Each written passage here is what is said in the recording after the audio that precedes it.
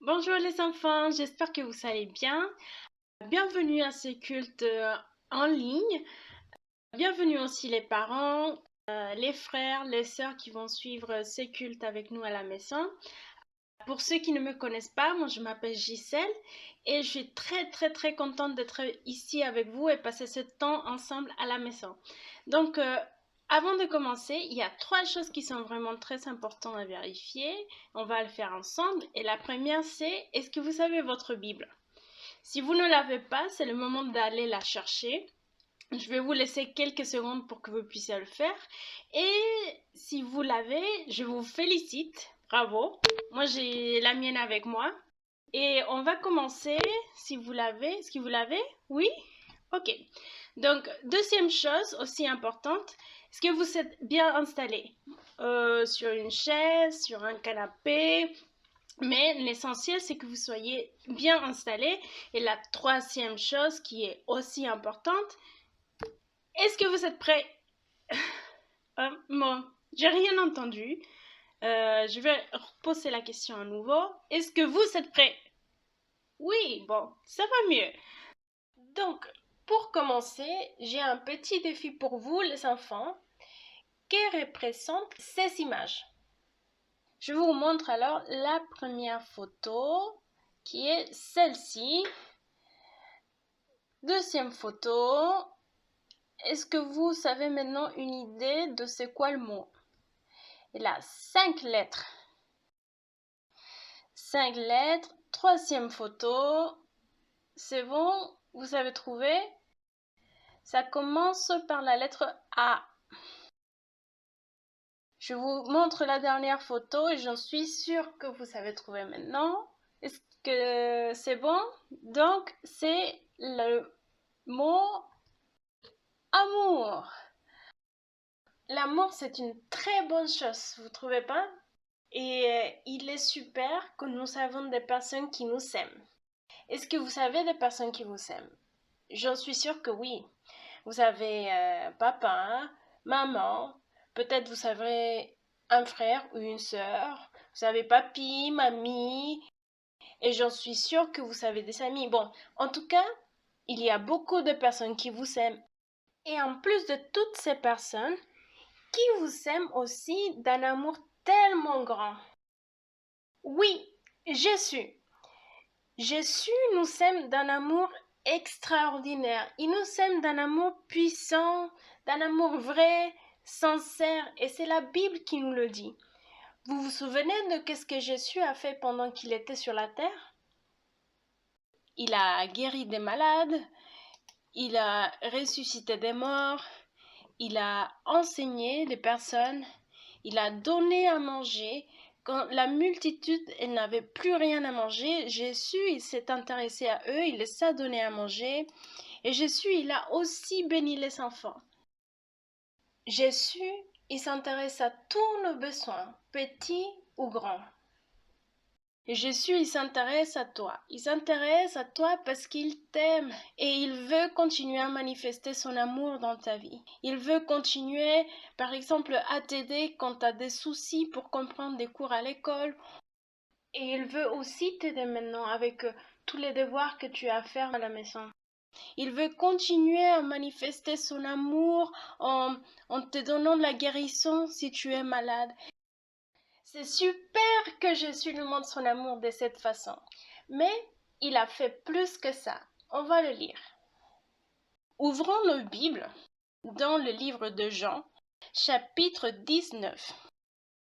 Nous allons commencer notre lecture dans le verset 17 qui dit « Jésus, portant sa croix, arriva au lieu du crâne, qui se nomme en hébreu Golgotha. C'est là qu'il fut crucifié et 2 autres avec lui, un de chaque côté et Jésus au milieu.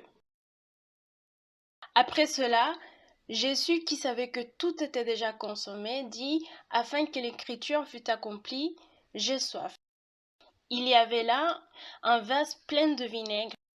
Les soldats en remplirent une éponge et l'ayant fixé à une branche d'hysope, ils l'approchèrent de sa bouche. Quand Jésus eut pris le vinaigre, il dit « Tout est accompli », et en baissant la tête, il rendit l'esprit. Qu'est-ce qui s'est passé dans le passage que nous venons de lire? Sur la croix, Jésus a donné sa vie. Pourquoi Jésus a fait ça? Pourquoi ça nous montre l'amour de Jésus pour nous? Parce que Jésus a donné sa vie pour moi et ça montre que Jésus m'aime. La mort de Jésus à la croix est une preuve d'amour pour nous. Premièrement parce que pour que Jésus puisse mourir à la croix, il a dû quitter le ciel. Jésus, le Fils de Dieu qui habite dans le ciel, a été prêt à quitter son ciel de gloire pour venir habiter sur la terre. Vous imaginez ça? Bon, je vais vous aider. Imaginez que vous habitez là-bas. Ça serait bien, non?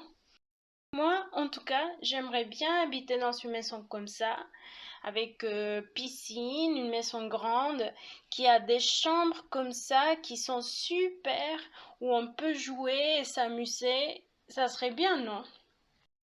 Mais imaginez aussi que vous connaissez quelqu'un qui habite là-bas. C'est pas pareil, non?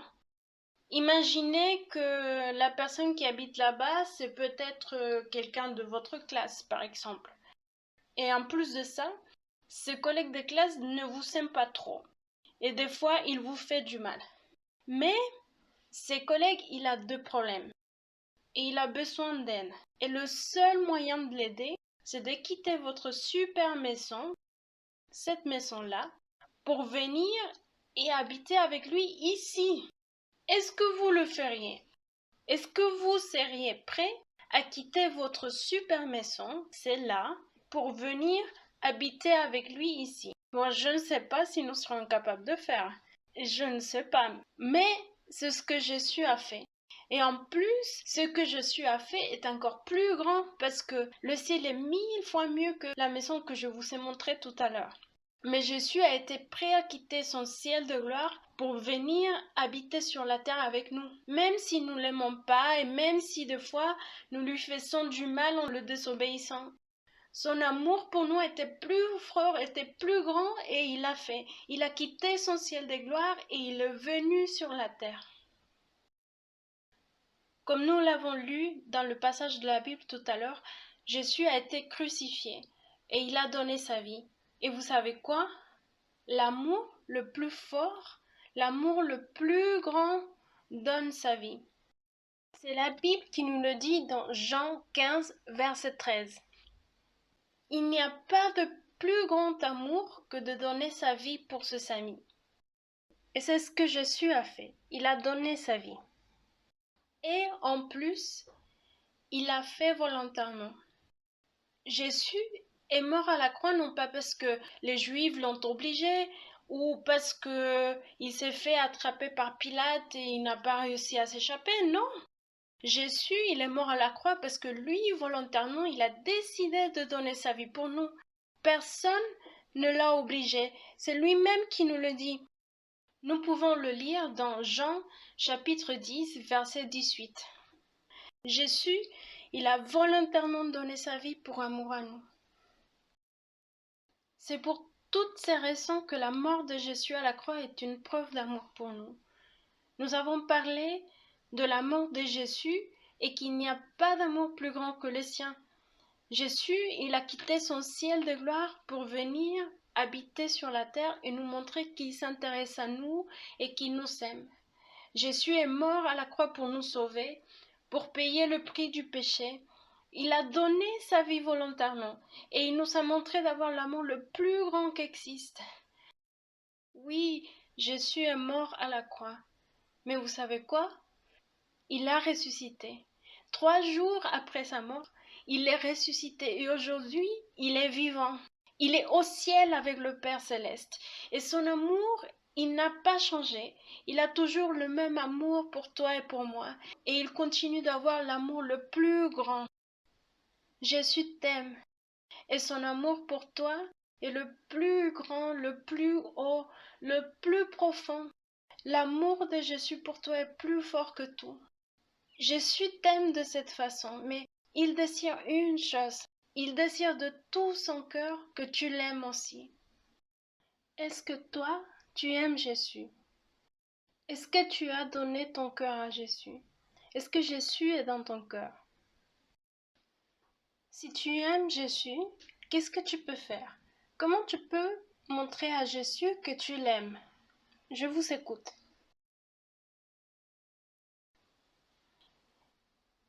Par exemple, moi je peux montrer mon amour à Jésus quand je pense à lui, quand je le remercie pour son amour, pour toutes les choses qu'il fait pour moi, quand je le loue, quand je parle avec lui.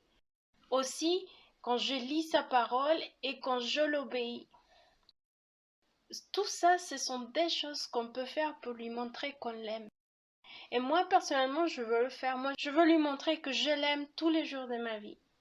Et si toi aussi tu veux le faire, si toi aussi tu veux décider d'aimer Jésus, de lui donner ta vie et de lui montrer que tu l'aimes, je t'invite à prier avec moi. Nous allons fermer nos yeux et nous allons prier. Seigneur, merci parce que aujourd'hui tu nous rappelles que tu nous aimes. Tu nous rappelles que ton amour pour nous est fort et que personne d'autre ne peut nous aimer comme tu le fais. Seigneur, nous voulons te dire merci. Merci pour ton amour. Nous voulons t'aimer aussi.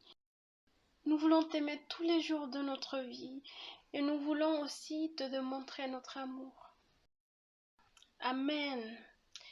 Je suis sûre que Jésus, il est très content maintenant. Il est très content de t'écouter dire que tu l'aimes, de t'écouter dire que tu veux l'aimer tous les jours de ta vie et que tu veux lui donner ta vie.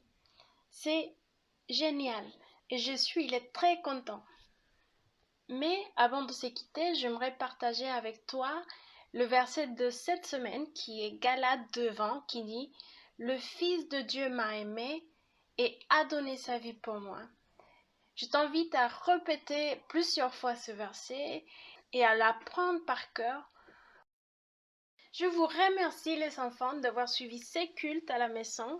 Je vous souhaite une très bonne journée, une très bonne semaine. Que Dieu vous bénisse et à bientôt.